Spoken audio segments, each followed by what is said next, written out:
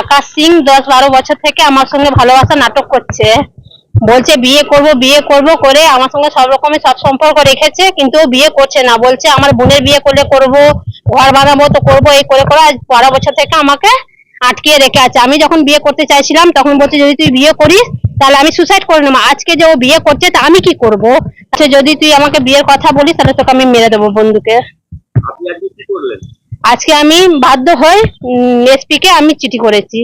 এর আগে কোথায় কোথায় অভিযোগ করতে গেলেন? এর আগে আমি মহিলা থানায় 4 দিন গেছি, ওরা ঘুরিয়ে দিচ্ছে, ওরা কোনো কাজ করছে না। আপনি কি চাইছেন?